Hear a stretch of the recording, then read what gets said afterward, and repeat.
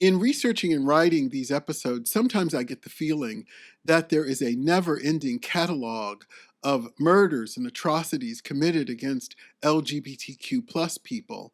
But I think among those atrocities and murders, the worst are those people who are murdered by their own families. Here are 6 people murdered by the family. On May 17, 2020, in the city of Avaz, Iran, 20-year-old Ali Fazil Manfred, known to his family and friends as Aliraza, was kidnapped by a group of men from his father's side of the family. He was murdered and beheaded.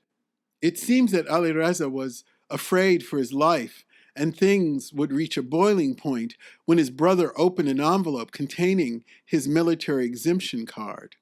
Exemption cards are issued through the Islamic Revolutionary Guard. Aliraza received an exemption because he admitted he was gay. This disclosure kept him out of the military and sadly led to his death. The men accused of Aliraza's murder contacted his mother the day after the murder to inform her that she could find her son's dead body lying at the foot of a palm tree. Manfred sent a voice note to a friend in which he detailed the threats he had been receiving from his father's side of the family. In the voice note, he said, "I have been threatened by my father's side of the family, murder and such. My father sided with them." Manfred was killed 5 days before he was due to leave Iran for good. He had been planning to claim asylum abroad. While being gay is not culturally accepted in Iran, this murder sent shockwaves across Iran and around the world. Aliraza's mother was left in a state of shock. She had to be hospitalized to treat her grief. Aliraza was her only child. According to Aliraza's partner, who currently lives in Turkey, all 3 men associated with the murder have been arrested and charged with first-degree murder. Through a series of crosses and double crosses, not to mention arrests and prison sentences, Johnny Boy Diamato found himself acting boss of the Di Cavalcante crime family, running illegal gambling and loan sharking operations. In early 1991, Diamato's girlfriend, retaliating against him over an argument, told Anthony Capo that Diamato was bisexual. Capo said, "She told me John and her were going to sex clubs in Manhattan, swapping partners, and John was engaging in homosexual activity." Capo said, "It shocked me. He couldn't be acting that way. He was the leader of men." As soon as this information got around, the order came down to kill Diamato. It's also true that Diamato was close to John Gotti, so perhaps this just provided the convenient reason to get rid of him. In 2003, Anthony Capo testified, "Nobody's going to respect us if we have a gay homosexual boss sitting around discussing La Cosa Nostra business." In January 1992, Capo and another man picked up John Diamato a block away from his girlfriend's house in Brooklyn. Capo said Diamato got in the car and sat in the back and said, "Let's go get something to eat." As they drove away, I turned and shot him. Capo said the last words that Diamato said were, "Oh shit." Capo recalled he shot the boss twice and then twice more when he kept moving. Capo said they found $5,000 in one of Diamato's pockets. He said they gave the money to the owner of the car because, quote, "it would have to be destroyed because of all the blood in the back seat." Capo and his accomplice left Diamato's body in a safe house where other mobsters later disposed of it.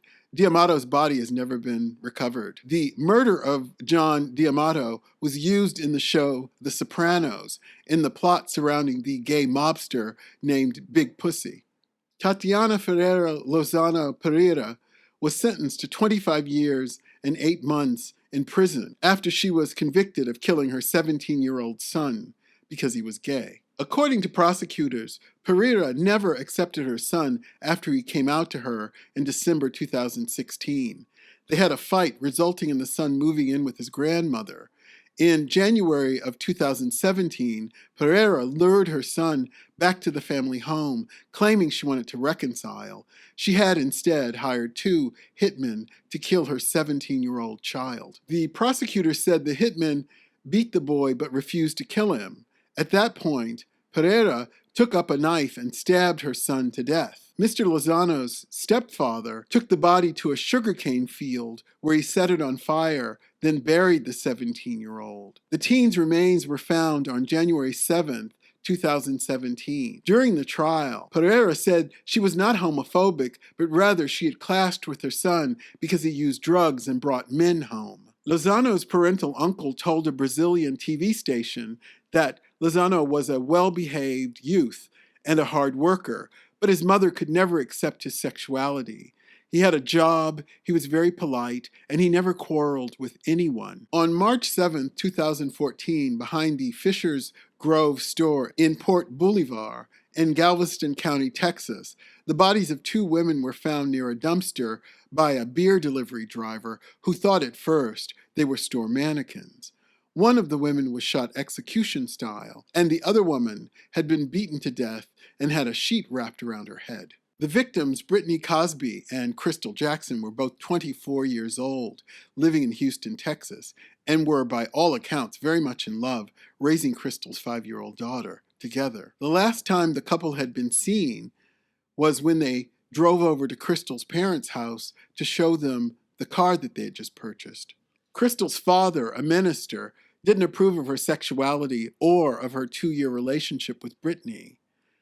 And one of the sad things about this story is that Crystal's father refused to come outside to take a look at the new car that the couple had just purchased. And this would be the last time he would ever see his daughter alive. The two women and the 5-year-old then drove to Brittney's great-grandmother's house where they were living while they saved up money for a new home. Shortly after their last sighting, the pair seemed to disappear, and a search was launched to find them. A few days into the search, the bodies were found.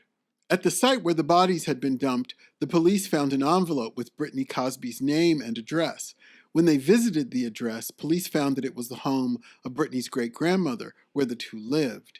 When police spoke to friends, they learned that recently things in the house had become uncomfortable because Brittney's formerly incarcerated father, James Cosby, was now staying with his grandmother, and he was having frequent run-ins with his daughter. 6 days after the murder, a fingerprint was found at the site where the bodies had been dumped, and when they ran that print, it came back as a match for Brittney's father. When the forensic team went into Mr. Cosby's bedroom in his grandmother's house, they found signs of a bloodbath. The detective said, "Everywhere we looked, we were finding something with blood on it. Tiny drops, bigger drops, pools, swipe marks. They were on the door, in the carpet, on the couch, and on clothing. When the investigators sprayed the room with luminol, there were large pools of blood on the carpet and floor." After these forensic discoveries, James Cosby was arrested. In the interrogation room, one of the detectives said to Mr. Cosby, "I'm going to say a sentence to you and I want you to finish it." "I didn't do this because..." Mr. Cosby replied, "I'm not going to finish that." The detective said, "Because you can't, because you did it." At Cosby's 2016 trial, the prosecution couldn't state a clear motive.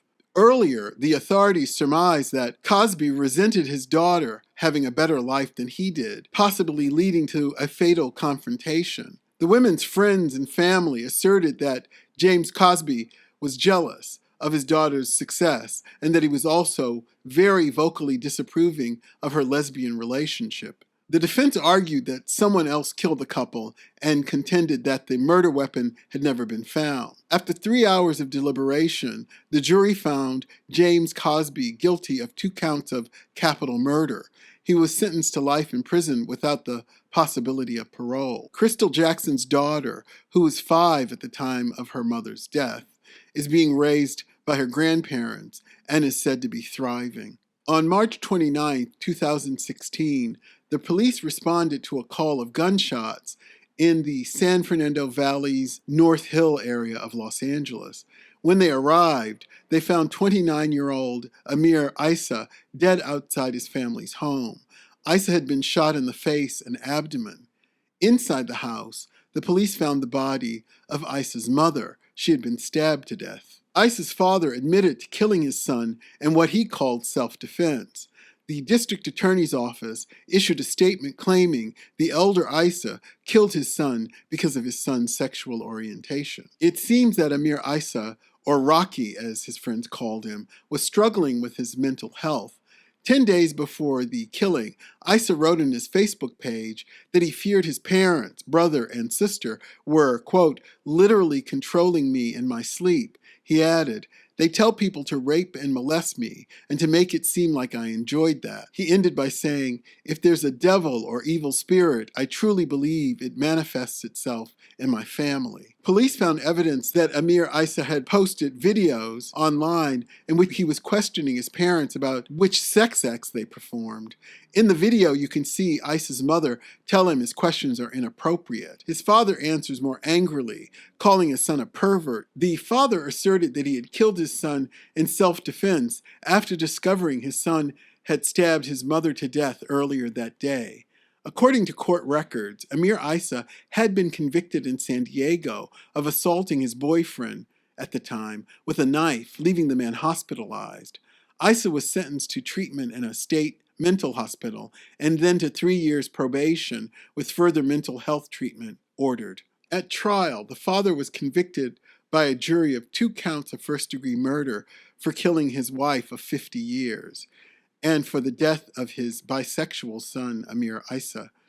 What came out at trial is that the family of 5 children and their mother spent most of their lives frightened of their father's verbal and physical abuse. According to the defendant's children, their father started using disparaging names to describe Amir's sexual orientation after the defendant learned of his son's bisexuality in 2008. It's clear that Amir Issa was struggling with his mental health, and while he had committed a previous violent act, I think it's important to say here that most people struggling with mental illness are not a danger to others. Mostly, they are a danger to themselves. In 1977, Susan Atkins, in prison for her role in 8 killings, including the murder of Sharon Tate, wrote an article for the San Francisco Chronicle detailing the 1969 murder of Gary Hinman. And it's her version I will relate to you now.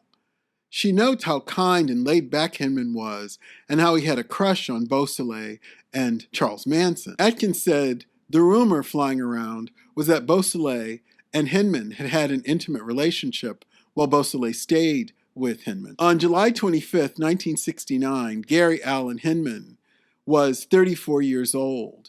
He was an accomplished musician who had played at Carnegie Hall.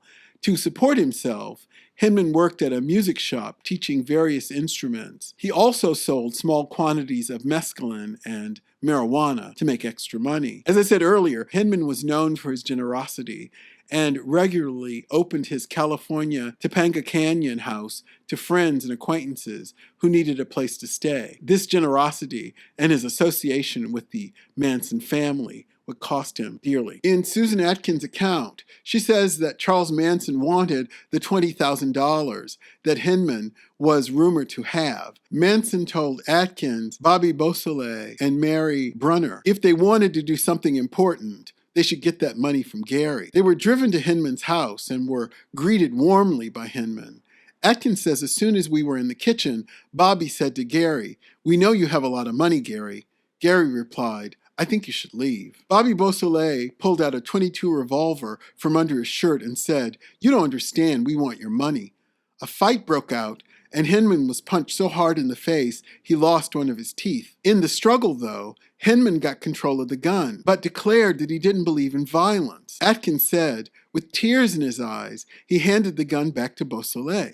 After a bit of a standoff, Hinman said he was tired and was going to go and lie down. Bobby Beausoleil called Charles Manson for instructions. Atkins says, less than an hour later, Manson arrived with a razor-sharp 20-inch sword buckled to his waist. Without warning, he slashed Hinman across the right side of his face. Turning to the room, Manson said, "Somebody get him a towel." Manson told them to take care of his wounds, to make him comfortable, and then he left. Hinman remained in the house overnight, and on the second day he attempted to escape, but he was met at the door by Beausoleil, who beat him savagely. On the third day, Atkins says they were convinced Hinman didn't have any money, so they made him sign over his car. Late in the afternoon of the third day, Beausoleil announced to the 2 women, "You 2 stay here, I'm going to kill him."